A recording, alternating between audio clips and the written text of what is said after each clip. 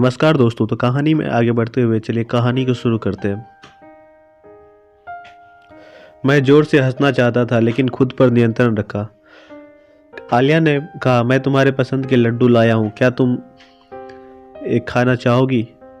आलिया ने कहा। छोटी लड़की ने जोर से सिर हिलाया। ठीक है सुहाना, सबसे पहले सबको शुभकामनाएं दो। वो राजपुरोहित अंकल और आंटी हैं, वो और उनका बेटा केशव। गुड इवनिंग राजपुरोहित अंकल और आंटी। सुहाना ने कहा, शुभ संध्या केशव अंकल। मैं 5 सेकंड में भावी दूल्हे से चाचा बन गया। हेलो बेटी, मेरी माँ ने निराश स्वर में कहा। आलिया ने कहा, यह सुहाना है मेरी बेटी। मेरे पिता घुरघुरा कर खड़े हो गए। उन्होंने मेरी माँ को भी उठने का इशारा दिया। मुझे रात्रि भोज का प्रबंध करना है। आपसे मिलकर अच्छा लगा आलिया बेटा।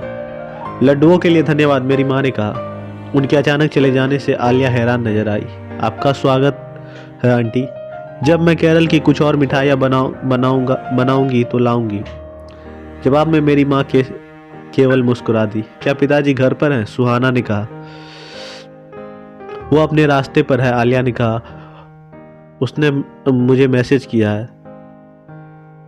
तुम आ रही हो ना ललिता? मेरे पिता ने मेरी माँ से अर्ध कठोर स्वर में कहा। वो अपने रास्ते पर है, आलिया ने स्वर में कहा। मैं जाने के लिए खड़ा हुआ। अलविदा केशव अंकल, सुहाना ने प्रसन्न स्वर में कहा। तुम्हें अपने चेहरे देखने चाहिए थे, माँ तुम्हारे और पिताजी दोनों के। मैंने अपनी प्लेट में कुछ और आलू मटर की सब्जी डालते हुए हंसते हुए कहा। क्या बकवास है, माँ ने कहा। मेरे पिता ने एक शब्द भी नहीं कहा, वह बस खाते रहे। मैंने यह कहानी सौरभ को सुनाई। वो अपने उदास चेहरे के कारण खुश नहीं लग रहा था। मैंने उसे सब्जी दी, उसने मना कर दिया। मैंने उसे रोटी का डब्बा भी पकड़ाया लेकिन उसने सिर हिलाकर उसे रख दिया। खाना नहीं है, मैंने चपाटी का डब्बा वापस मेज पर रखते हुए कहा। क्यों? मेरी माँ ने कहा। सौरभ ने कहा, भूख नहीं है। क्या तुमने फिर से जंक फूड खाया, चिप्स मैगी? मेरी माँ ने सौरभ से पूछा। नहीं, कृपया मुझे क्षमा करे, सौरभ ने कहा और खड़ा होकर चला गया। जब सौरभ अपने रूम में जा पहुंचा तो मैंने उसके झुके हुए कंधे को देखा और उसे एक संदेश भेजा। सब कुछ ठीक है ना? मेरी माँ ने कहा। वह शादीशुदा है लेकिन भगवान की कृपा से वह बहुत खूबसूरत है। क्या वह नहीं है केशव? हो, मैं अपने फ़ोन से ऊपर देखते हुए कहा। रात के खाने के दौरान अपना फ़ोन चेक करना बंद करो, यह बेकार चीज़ है, पापा ने कहा मुझसे। माफ़ करे, मैंने कहा और अपनी माँ की ओर मुड़ा। तुमने क्या कहा माँ? उसकी आंखें, उसकी त्वचा, उसके बाल बहुत सुंदर, माँ ने कहा। मैंने ध्यान नहीं दिया, मैंने माँ को कहा। ध्यान नहीं दिया? मेरी माँ ने मुझे घूरते हुए कहा। यहाँ ये साहब बाकी सबसे ऊपर है। तुम यह पुरानी बनियान पहनकर क्यों आए? क्या तुम्हें शर्म नहीं आती? इससे क्या प्रभाव पड़ेगा? पापा ने मुझे घूरते हुए कहा। इससे क्या फर्क पड़ता है पापा, वह शादीशुदा है। हमें अब भी पड़ोसी के रूप में एक अच्छी छाप छोड़नी चाहिए। शादी? क्या मजाक है। अगर वह अकेले भी होती तो वह आपसे कहीं आगे होती। वह तो तुम्हारी और दोबारा नहीं देखी। वो तुम्हारी शक्ल दोबारा नहीं देखेगी। मैंने सौरभ से पूछा, क्या तुम्हारी तबीयत खराब है? मैं रात को खाने के बाद सौरभ के कमरे में गया। वह टी शर्ट और शॉर्ट्स पहने अपने बिस्तर पर बैठा था, अपने फोन पर कैंडी क्रश खेल रहा था। मैं ठीक हूँ, उसने अपने खेल से नजर हटाते हुए कहा। तुम ठीक नहीं हो।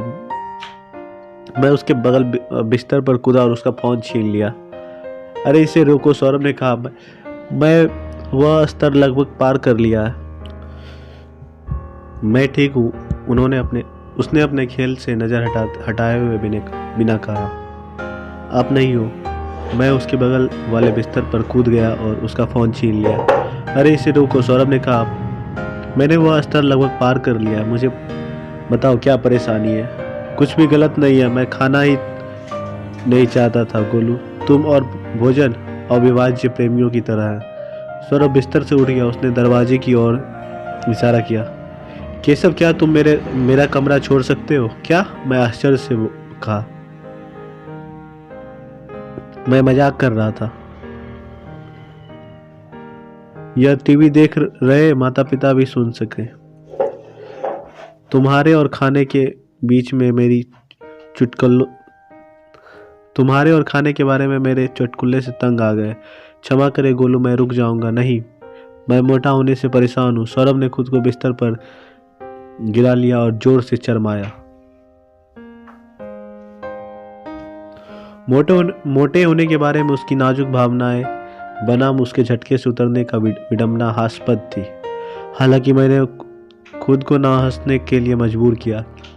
कुछ हुआ है क्या सौरभ? मैं धीमे आवाज से कहा। सौरभ ने मेरी तरफ देखा। उन्होंने कहा, आज मेरी लंच डेट थी। कार्यालय समय के दौरान डेट? किसके साथ? ठीक है, रश्मि के साथ। वह साइबर सेफ से पूर्व ग्राहक वोडाफोन के साथ काम करती है और अद्भुत थी, स्मार्ट और आकर्षक। पिज्जा एक्सप्रेस में 1 घंटे का दोपहर का 3 घंटे तक भर गया। मैंने उसे बहुत हंसाया। बहुत बढ़िया। फिर क्या हुआ? मैंने उसे बाद में एक संदेश भेजा। उसने कहा कि मुझे उससे मिलकर बहुत अच्छा लगा और मैंने उसे दोबारा मिलने के लिए पूछा। सौरभ ने अपना फ़ोन उठाया और व्हाट्सएप खोला। यह एक लंबा संदेश पढ़े उसने मुझे भेजा था। मैंने रश्मि का संदेश जोर से पढ़ा। सौरभ, मुझे भी तुमसे मिलकर अच्छा लगा। आप अच्छे, मज़ेदार, बुद्धिमान और दयालु हैं। हालांकि रिश्ते ईमानदार होने के बारे में है। सच कहूँ तो मुझे नहीं लगता कि मैं शारीरिक रूप से आपकी ओर आकर्षित हो सकता हूँ।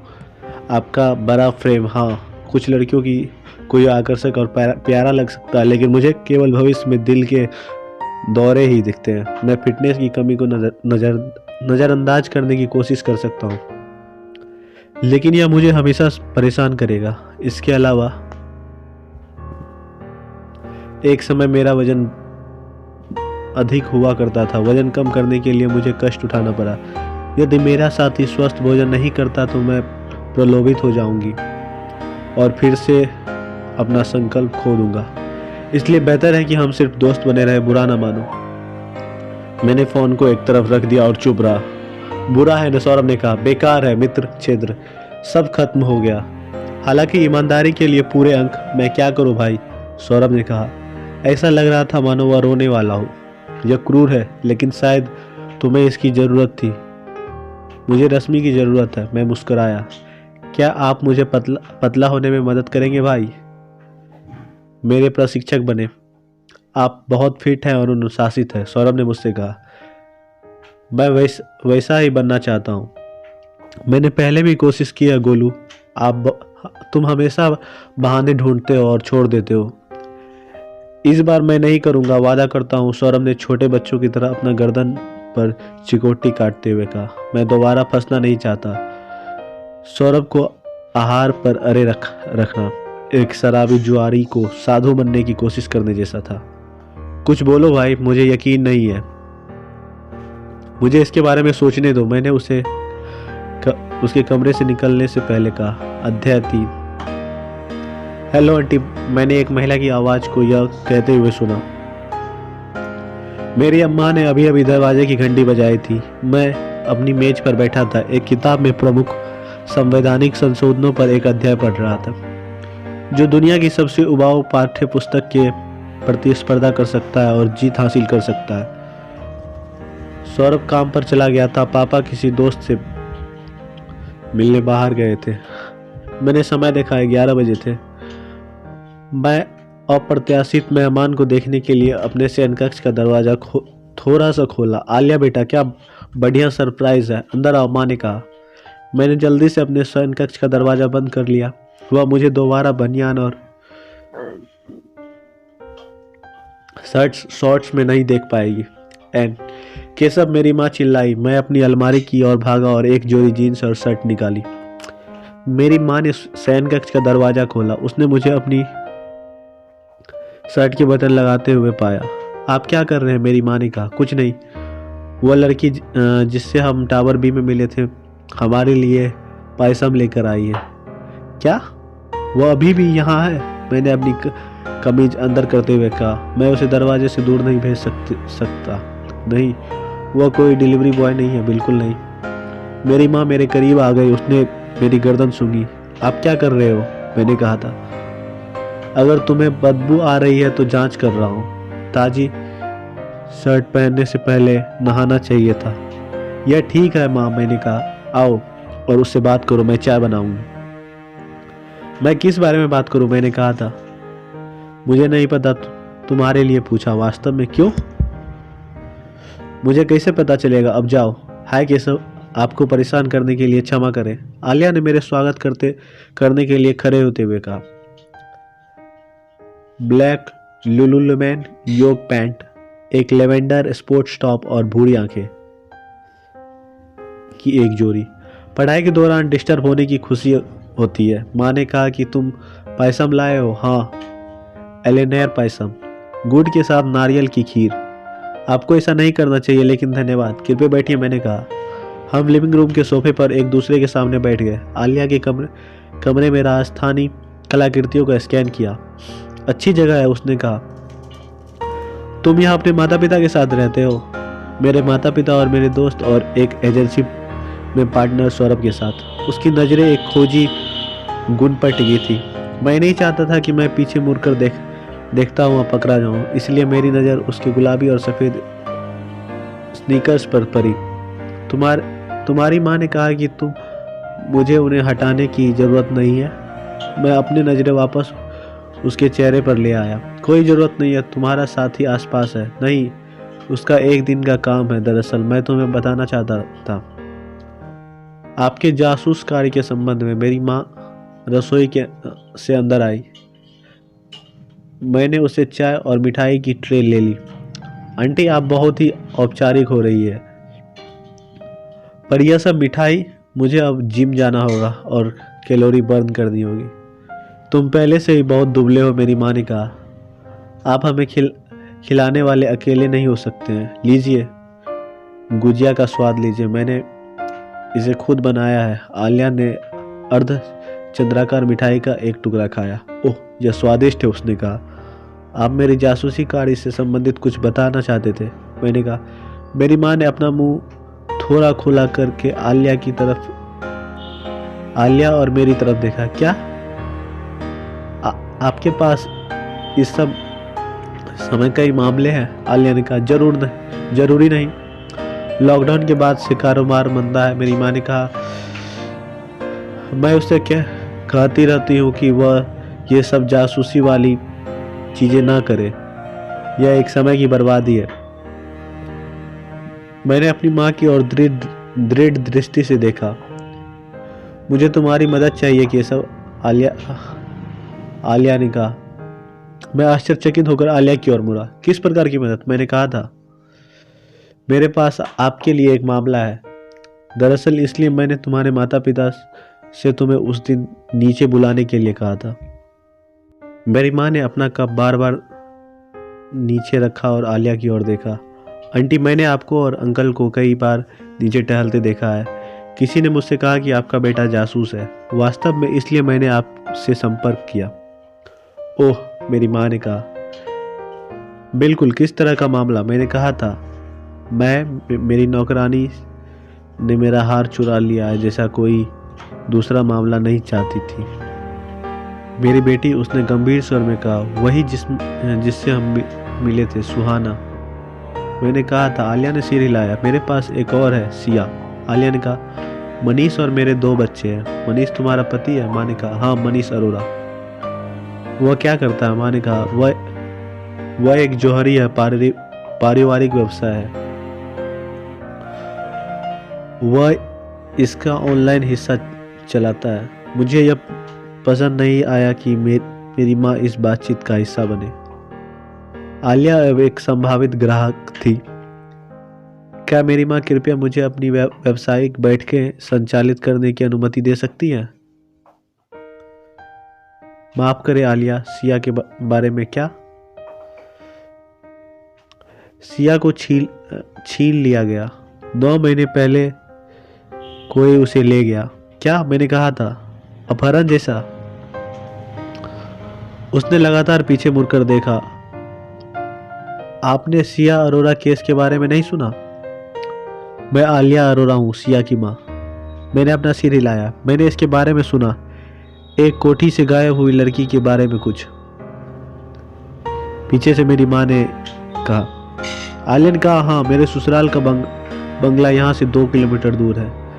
यह स्थानीय समाचार चैनल पर आया था। यह बहुत पहले की बात है, इसलिए मुझे यह पूरी तरह याद नहीं है। मुझे लगता है कि पुलिस को परिवार में किसी पर संदेह है। पुलिस को कुछ नहीं पता, आलिया ने कहा, सिर्फ सिद्धांत ही घूम रहे हैं। उसकी आंखें उदास हो गई थी और उनकी चमक खत्म हो गई थी। सिया की उम्र कितनी है? मैंने आलिया से पूछा।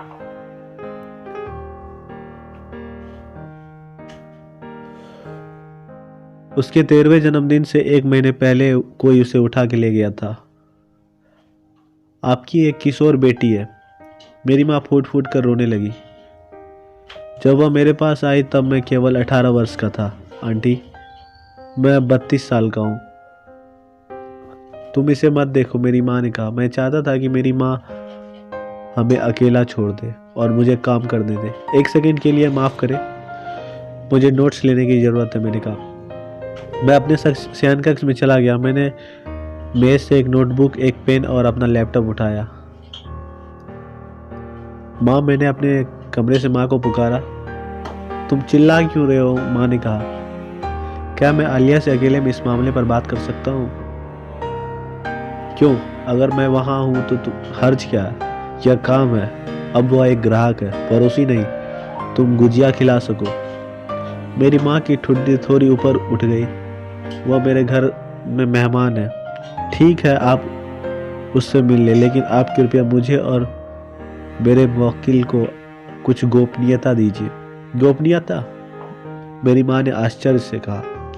हाँ, ग्राहक जासूस गोपनीयता। हमें अकेला छोड़ दें।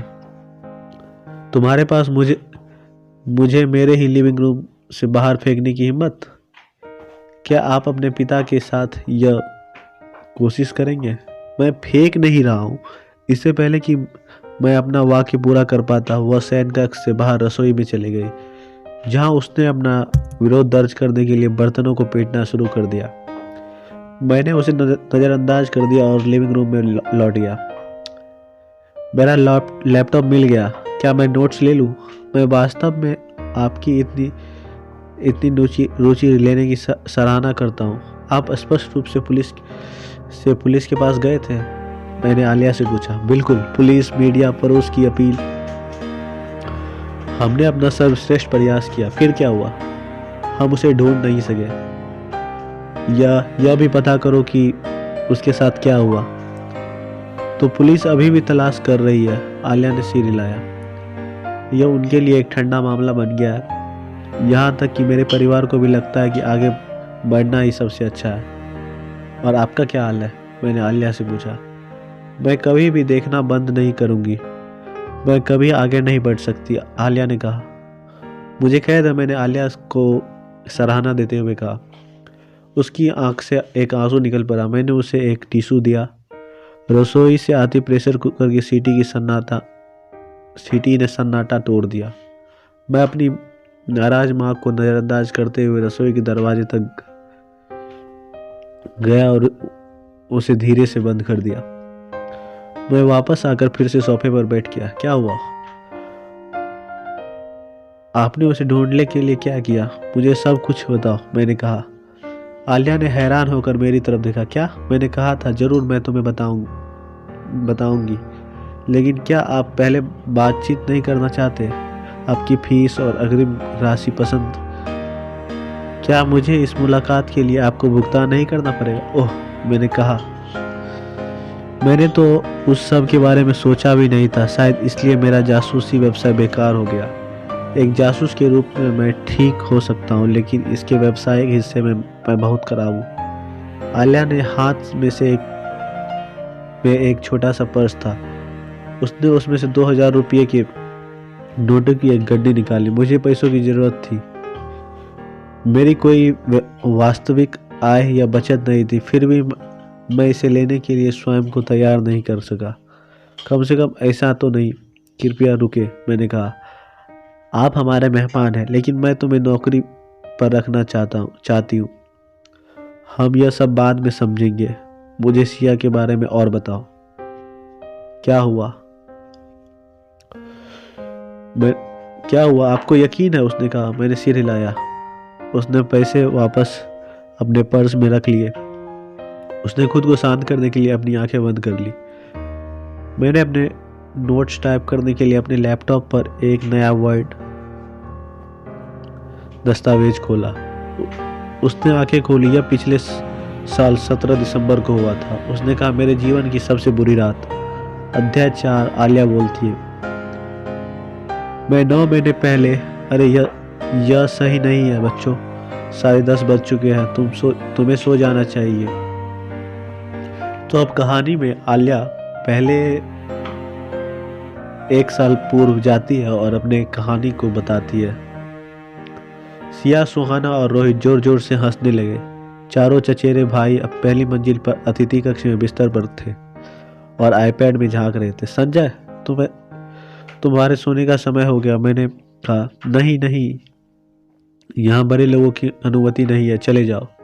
उसने आईपैड से नजरें न हटाते हुए कहा। जब मैंने अपने भतीजे का मजाक उड़ाया तो मैं हंसा। रोहित, इसका 8 वर्षीय भाई, ने मेरी ओर देखा। प्लीज आलिया चाची, हम इतने लंबे समय के बाद आराम कर रहे हैं, 10 मिनट और। हम बस अपना खेल खत्म करना चाहते हैं।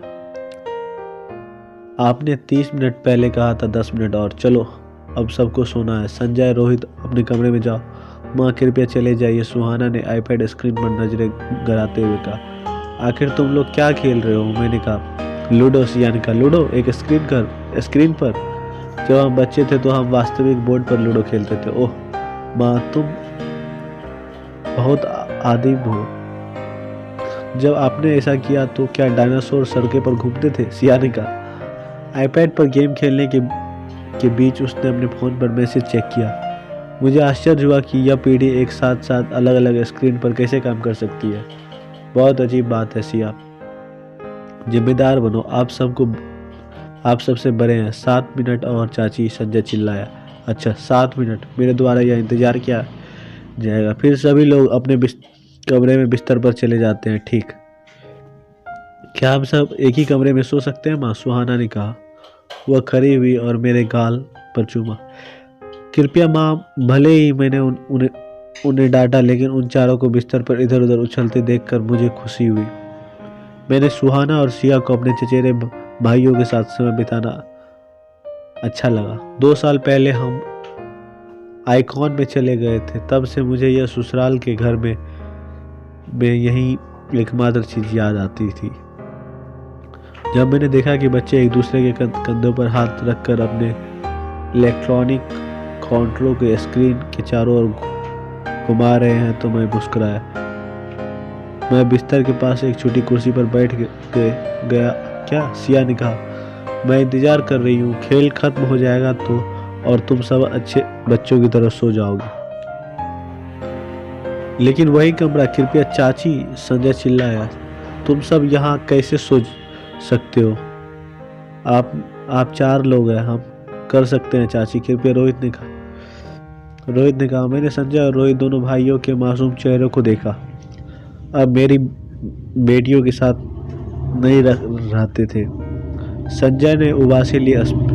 स्पष्टता उसने अपनी आंखें खुली रखने में कठिनाई हो सकती है। ठीक है, वही कमरा, लेकिन आईपैड चला गया। 9:10, 9:08 में लाइट बंद हो गई। मैंने कहा और बिस्तर के बीच में आईपैड पकड़ लिया। मैंने कहा, अंतिम व्यक्ति एक बदबूदार आलू है। दोनों लड़की और सुहाना अपने तकिए की ओर लपकते खिलखिलाते हुए एक चादर लेने के लिए हाथापाई करने लगे। सिया एक खेलों के लिए बहुत बूढ़ी हो चुकी थी, अब अपने फोन पर इंस्टाग्राम ब्राउज कर रही थी। युवा महिला, तुम भी, मैंने उससे कहा और उल्टी गिनती जारी रखी। 7 CX। मैं अंदर हूँ, रोहित ने कहा। मैं कोई बदबूदार आलू नहीं हूँ। हर कोई पहले ही अपने दांत ब्रश कर चुका है। 5-4 सुहाना, संजय और रोहित ने सिर हिलाया। सिया ने अपने फ़ोन बंद कर दिया और उसे चार्ज करने के लिए प्लग में लगा दिया। खिड़की के सबसे करीब लेटकर उसने खुद को ढकने के लिए चादर खींची। चारों बच्चे झपकी लेने वाले मनमोहक खरगोशों की तरह लग रहे थे। 3, 2, 1 चला गया। मैंने लाइटें बंद कर दी। घारा अंधेरा, राक्षस आएंगे, रोहित ने अपने छोटे चचेरे भाई को डराने की कोशिश करते हुए कहा। इस दुनिया में कोई राक्षस नहीं है, ठीक है, सुहाना ने कहा। तुमसे किसने कहा? रोहित ने सुहाना से कहा। मेरे शिक्षक ने कहा। हो सकता है कि आपका एक शिक्षक राक्षस हो, रोहित ने कहा। नहीं, सुहाना चिल्लाई। चुप रहो बच्चों, मैंने कहा। मैं बाथरूम की लाइट चालू रखूंगी। मैं बाथरूम में गई और दरवाजा थोड़ा खुला छोड़कर लाइट का स्विच चालू कर दिया। ऊपर एक वेंटिलेशन खिड़की से भी रोशनी बेडरूम में आती थी।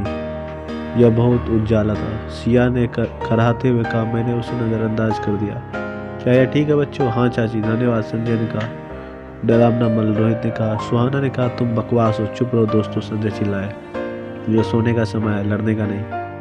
मैंने कहा चलो अपनी आंखें बंद करो, मैं देख रही हूँ। 3 छोटे बच्चे ने अपनी आंखें बंद कर ली। सुहाना ने अपनी बड़ी बहन को बाहों में भर लिया और सिया तुम भी बंद आंखों से। और तुम अपना फ़ोन पास में रख कर क्यों सो रहे हो? यह चार्ज हो रहा है। मैं इसकी जांच नहीं करूँगी, मैं वादा करती हूँ, सिया ने नकली नींद भरी आवाज़ में कहा। तो मैंने इसे नीचे चार्ज करने दो, मैंने कहा। नहीं, सिया ने कहा। क्यों नहीं? अभी तो सो रहे हो ना? नहीं, मैं जो भी हो, सिया ने कहा। उसने प्लग से चार्जर निकाला और चार्जर से जुड़ा फ़ोन मुझे दे दिया।